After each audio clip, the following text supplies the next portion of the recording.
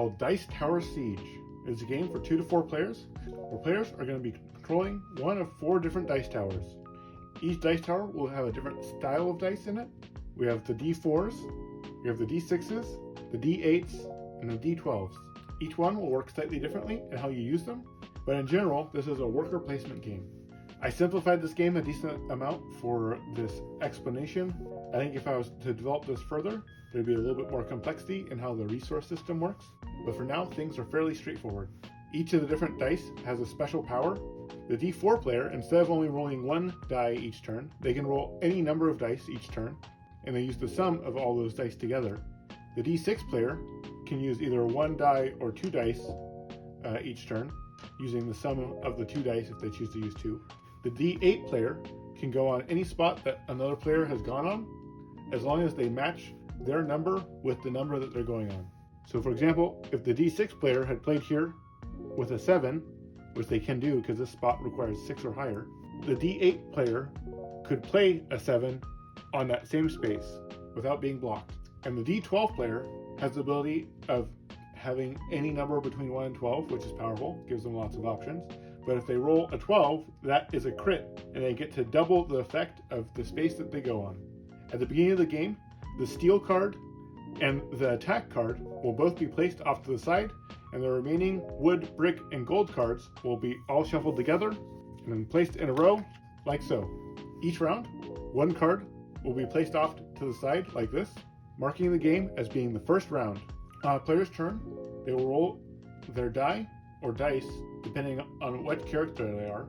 So in this case, let's say the D6 player is going first. Players will only have access to the cards in this column of 5. They will not have access to these 2 over here yet.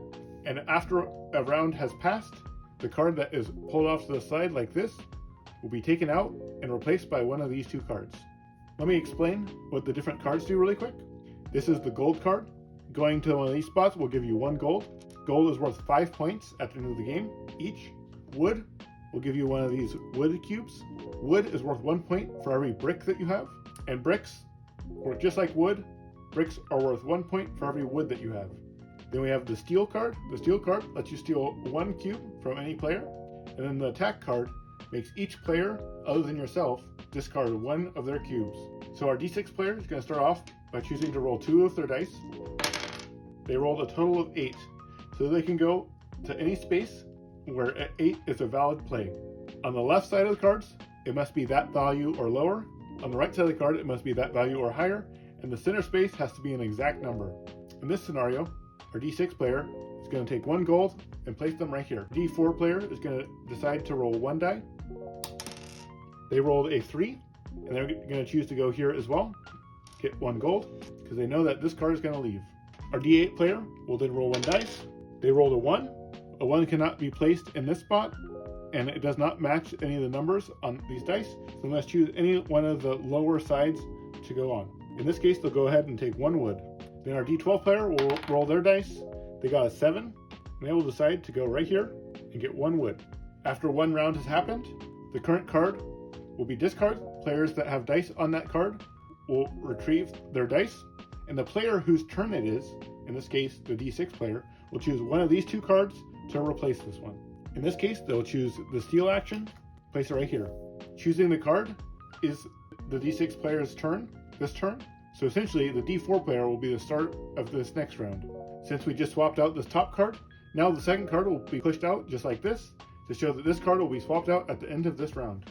Our D4 player has decided to roll 3 of their dice, and they got a total of 9. So they cannot go in the steal space, and instead they will go ahead and claim a brick. Now we have our D8 player. They rolled a 5. They will go right here, and they can steal 1 cube from any 1 player. In this case, they'll steal 1 gold from the D4 player. Our D12 player will now roll. They rolled an 8. They decide that they're going to steal from the D6 player.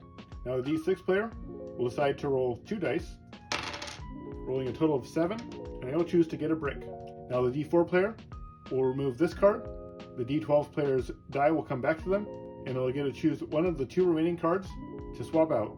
The game will continue until a total of 10 rounds have happened, in which case players will count up their points, and the player with the most points wins. There's likely some different balancing that I would do and change how the sword and stealing action works a little bit. But like I said, I think I'd like to make this resource system a little bit more involved if I was to develop this further. But the core system of these asymmetrical dice and how they interact with worker placement spots, I think is the core of what this game is. Ideally, each player would have a little dice tower that they'd keep all their things in, which would also be the way that they roll their dice each round. And that is Dice Tower Siege. Thanks for watching.